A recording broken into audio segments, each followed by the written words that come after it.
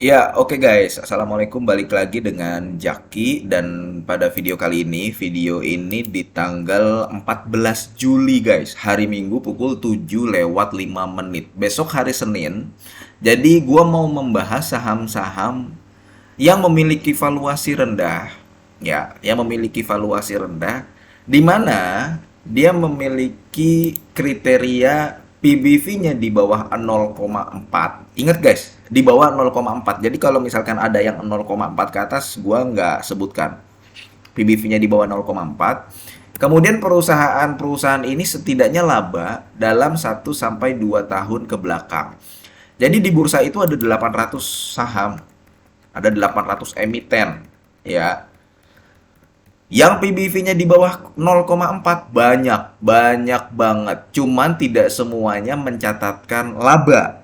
Nggak semuanya mencatatkan laba. Ada yang bertahun-tahun itu rugi terus. Itu guys. Nah, jadi kriterianya dua itu. Karena kalau misalkan lo mau beli saham dengan valuasi yang murah, lu nggak bisa nuntut banyak-banyak guys. Ini tidak mempertimbangkan dividen ya guys ya, tidak mempertimbangkan dividen, tidak mempertimbangkan GCG, tidak mempertimbangkan apakah ada transaksi jual atau transaksi beli atau transaksi afiliasi dan sebagainya, tidak mempedulikan story-story yang terjadi di saham-saham ini. Dan tidak semua saham-saham ini masuk ke dalam indeks syariah. Karena di YouTube gua dan di Instagram gua ada beberapa yang nanya, terutama di Instagram sih, DM gitu ya, pribadi. Ada beberapa teman-teman subscriber itu yang concern terhadap masalah tersebut gitu loh. Bang, ini tapi nggak masuk syariah bang gitu. Jadi nggak apa-apa. Di sini gua nggak menyebutkan ini syariah atau enggak, tapi silahkan lu cek sendiri indeksnya itu bagaimana. Nah, yang pertama sampai yang kelima itu ada Cevin ya, Klipan Finance Indonesia, ini di sektor keuangan. Ada GWSA, Greenwood Sejahtera, sektornya lu perhatikan, silahkan. Pengembangan properti, ada Electronic City, ya, ada DILD dan Alam Sutra. Setahu gue yang DILD ini memang sahamnya Pak Lo Keng Hong. Dan biasanya saham-saham dengan valuasi murah seperti ini Pak Lo Keng Hong suka gitu loh.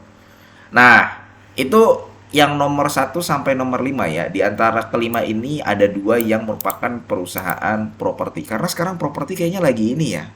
Udah mulai naik gitu loh. Di 1 minggu ke belakang itu kemarin dari tanggal 8 sampai tanggal 12 periode ini nih guys, banyak saham-saham properti yang mulai naik gitu loh guys. Naiknya pun ada yang 2%, 3% hingga 5%. Oke lanjut, ini di nomor 1 sampai nomor 5. Sekarang kita ke nomor 6 sampai nomor 10. Iya bener ya, 55 ya. Di sini ada ENJT, ada GPRA, ada Indorama, ada Indika sama Lipo Cikarang. Yang pernah gue bahas guys di antara 10 ini, gue itu pernah bahas GPRA. Ini nih ya, gue pernah bahas GPRA, kemudian gue pernah bahas Electronic City, Asri, ANJT, INDR, Indi. LPCK ini gue belum pernah bahas. Cevin juga belum pernah bahas, GWSA ini belum pernah gue bahas. Jadi itu nomor 1 sampai nomor 10 guys. Gimana, udah ada yang sama atau udah ada yang lu punya belum? Atau mungkin ada yang lagi lu incer.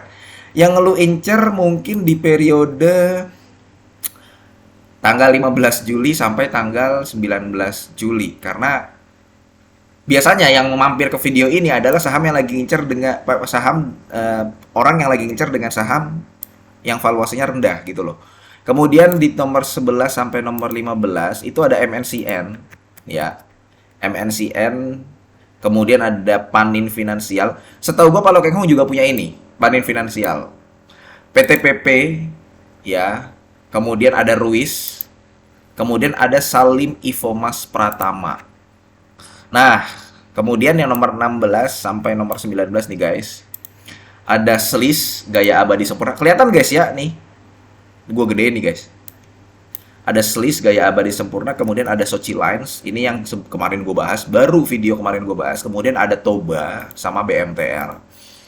Nah, ini nomor 1 sampai 19 ya, lu bisa lihat sektornya sekali lagi lu perhatikan. Karena sektor itu mempengaruhi eh, potensi kenaikan saham.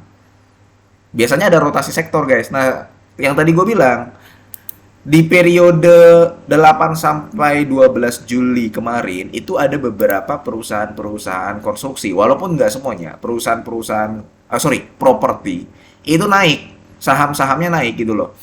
Dan ini ada nomor 1 sampai nomor 19. Yang nomor 20 guys, yang nomor 20, sekali lagi gua katakan, di bursa itu ada 800 emiten lebih.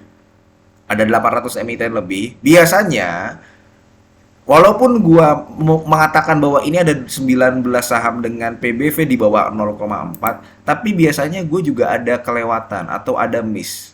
Ternyata gue dapat jawaban, ada loh saham yang lebih menarik, yang ternyata dari gue dapat infonya dari subscriber, gue dapat infonya dari teman-teman di YouTube atau di Instagram gitu guys. Oh ini bang lagi murah bang gitu. Nah, silakan yang nomor 20 lu tambahkan. Nah, kemudian silakan lu komentar di antara 1 sampai 19 ini ya, mana yang sudah lu punya ya. Kemudian ini pertanyaan pertama, mana yang udah lu punya, atau mana, pertanyaan kedua, yang lagi lu incer ya.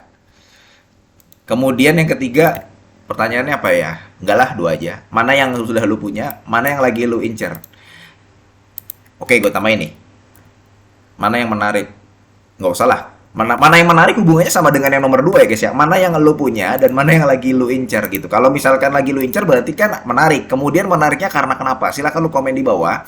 Silahkan lu komen karena nanti biasanya ada teman-teman kita yang menonton video ini. Kemudian dia juga lihat-lihat komen.